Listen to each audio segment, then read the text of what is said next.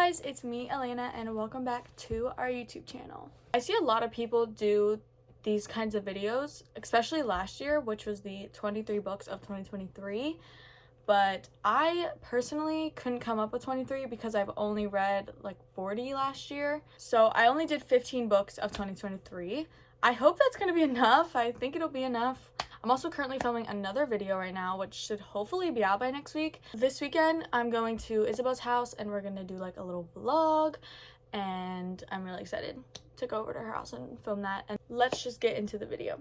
So I do have Notion on my computer, but I don't know if I don't know how to work it or if I just I don't understand, but every time I do like something, it erases all of my work that I've done.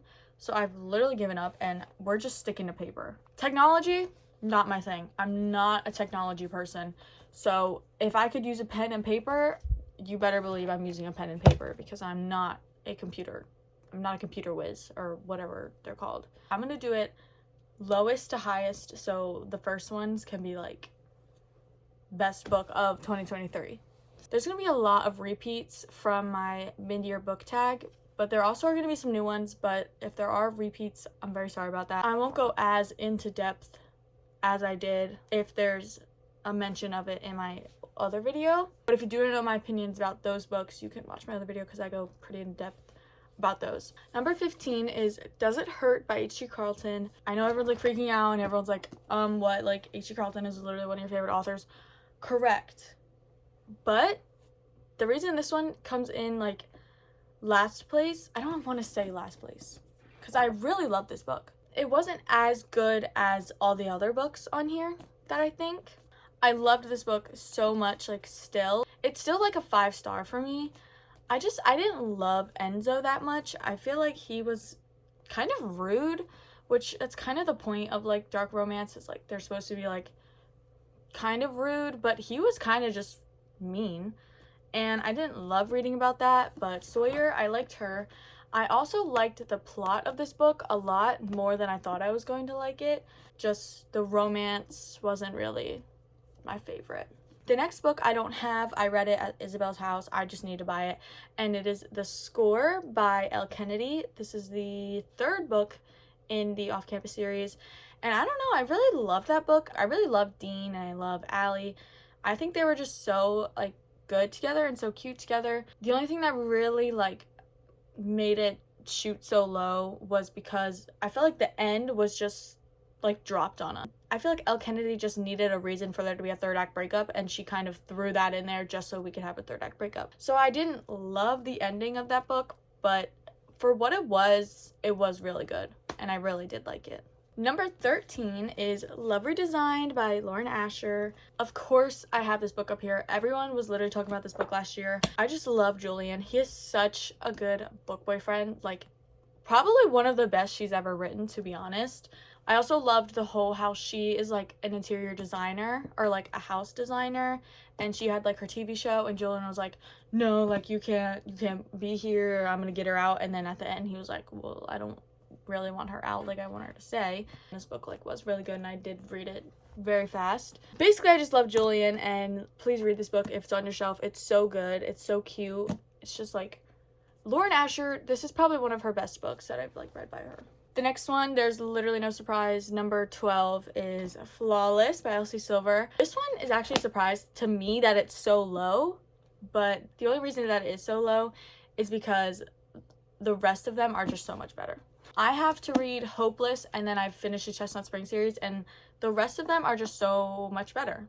This book like kind of changed my life a little bit because I just got into like cowboy romances, and this book was so good. Okay, it was so good. It definitely set the tone for the rest of the series. I love Rhett. I love Summer. Summer was just such a little happy, little bubbly girl, and Rhett was just like the crazy cowboy rider or bull rider. Definitely recommend reading the Chestnut Spring series because it's so like worth it. Every time I'm like in a slump, I literally pick up one of these books. I'm already out. They're such like quick, easy, fun reads. The 11th book is By a Thread by Lucy Score. I'm pretty sure I talked about this book in my mid-year wrap-up, so I'm not, or my mid-year book tag, so I'm not gonna talk about it this much. But I just feel like Dominic was so rude at a point where I was like, are they ever gonna get together? Like, can she ever excuse what he did?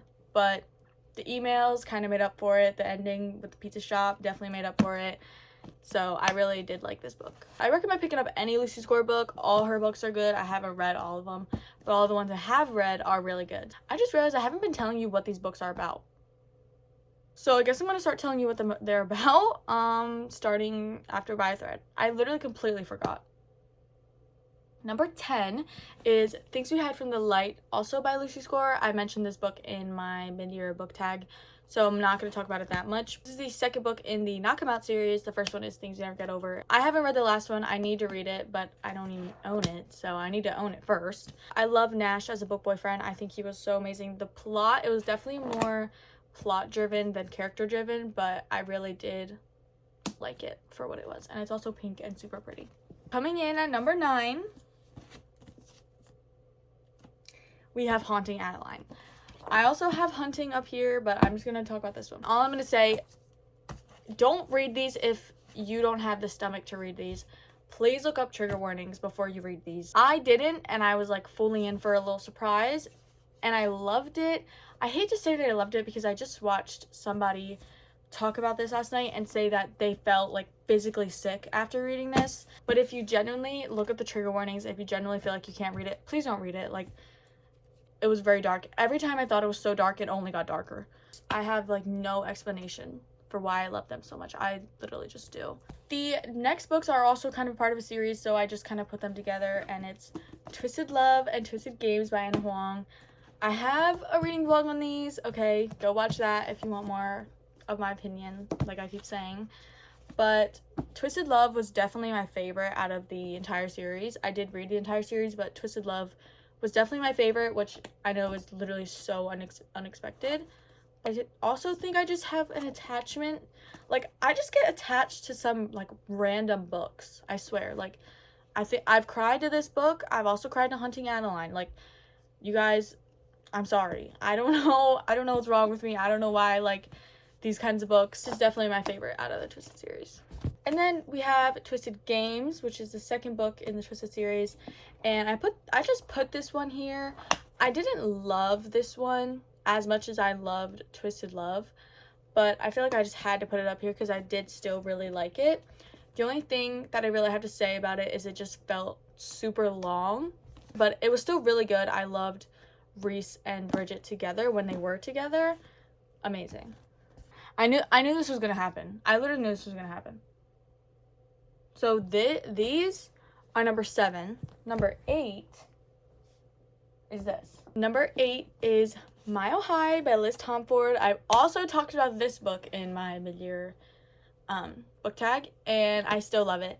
I'm gonna keep saying why I love it, and it's literally gonna be the same reason. Because I feel like I relate to Stevie, and whenever you read something that you relate to, I feel like it just hits so much more. But this book was really good. I really do like Xander's. I think it was the perfect length for what it was. Like, I love this book. Very good book. I recommend the whole Windy City series. I need to read Caught Up. I have read The Right Move. Oh my god. I'll probably talk about that one like next year because I read it and it was really good. Number 6 is Wildfire by Hannah Grace.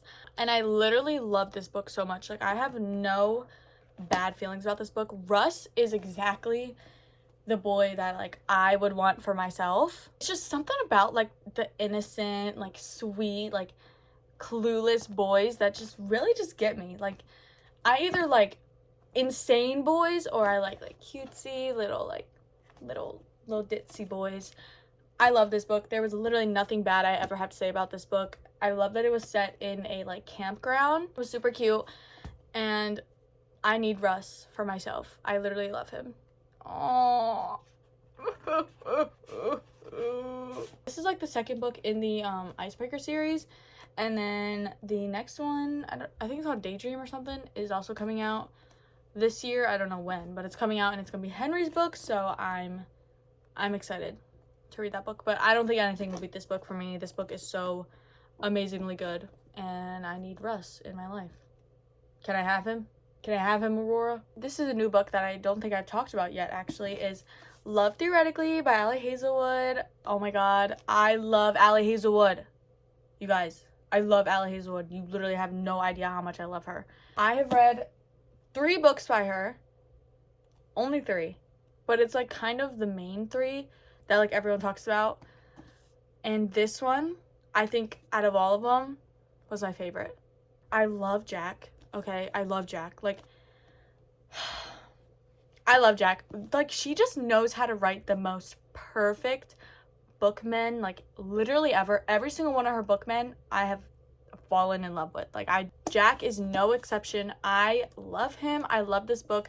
It was, again, the perfect length. Talk about everything perfectly. I love when she writes about women in STEM, and the romance is just always so sweet and so just like her books just feel like I'm literally reading like sunshine. Like I'm walking on sunshine while I'm reading sunshine. That's literally what it feels like. Number 4 is Say You Swear by Megan Brandy. I haven't talked about this book yet, I don't think. I loved this book so much.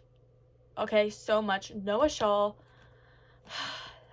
I need him yet again, okay? I need him. He was so patient, he was so gentle, he was so loving, he was so caring, he was so sweet, and he was such a beautiful little human. The whole plot twist, I don't even know if it's a plot twist, but like, what happened to her, I hated that, okay? I hated that. And nobody told me that, apparently that's like a trope that actually happens, and nobody told me that that's what this was. When it did happen, I sobbed, okay?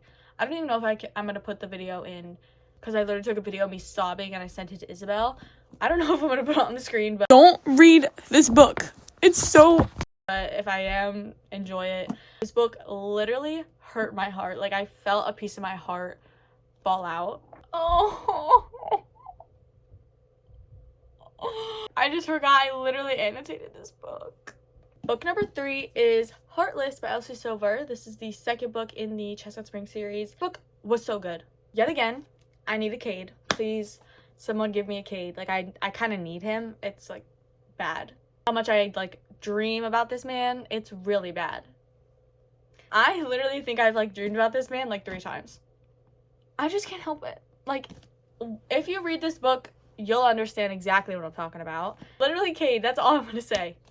Literally, Cade. This book is way higher than Flawless for the reason that it deserves to be way higher. Number 2, I think everybody knows what number 2 is. Listen, I talked about this book, and I'm going to keep talking about it probably for the rest of my life because I think this book changed my life. I think this book changed me as a person. If you have not read Archer's Voice, like, genuinely, what are you doing? Like, what are you doing if you have not read this book? And every time I see a TikTok or like an Instagram post of Archer's Voice, I cry. Like, I literally cry in school, and I'm like, oh my god, like, I need to reread it. Like, I need him to be real, and I need him myself. Do I know sign language? No. I will learn for him. Okay, I will learn for him. That's what he deserves, and I can give that to him if that's what he needs. All right, guys. Drum roll please. Number 1.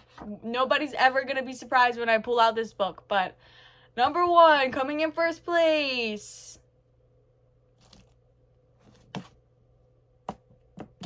Are we really even surprised? I think anybody who has ever read this series has said that this is their number 1 book that they've ever read in their whole life, and I am just yet another one that falls under that spectrum. Listen, I know the books are insanely long, all of them, and the words literally microscopic, font size 2, but it is so worth it, okay? Because you get more pain while you read this book. I think I've cried like 4 times. 4 plus like 6.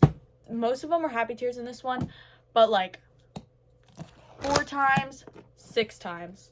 If you get it, you get it. If you don't, you don't. Johnny Kavanaugh is another book boyfriend where I'm just like, oh, I need him. Like, oh, like, I deserve him. Like, where's mine, you know? I'm also very upset at myself because I literally spilled coffee on these. I spilled coffee. So they're gonna mold. These are the only books I've ever tabbed. Like, I don't even know if you can see the tabs, but these are the only books I've ever tabbed. I also read Saving Six, which is Joey's book, and this is also a book that I did tab. But I only ever tab these series because I know that they're, like, the most important series to me. These literally take number one in my heart on the tier, on whatever, like, best book ever I've ever read. I don't know how some people say that these books are too long for what they are. I literally think they're the most perfect length. Even Joey's book is big, and I think the second book is even bigger, and I have no problem. Like, I have no problem with them being huge books because they're just so good. But then I'm also so excited for Gibson and Claire's. I know that one is just also going to be so painful, but it's going to be so beautiful. It's literally going to be so beautiful. So those were my 15 books of 2023. Again, I'm very sorry that I didn't do 23 books of 2023. I was very close to filling it out. I genuinely couldn't figure out 23 books that I liked, so I just did 15. Thank you so much for all of the subscribers and likes and comments on my last video. I love when you guys comment, and I love responding to comments, so make sure you comment down below, so we can just talk. Like, literally so we can just talk. And I'll see you guys next time. Bye!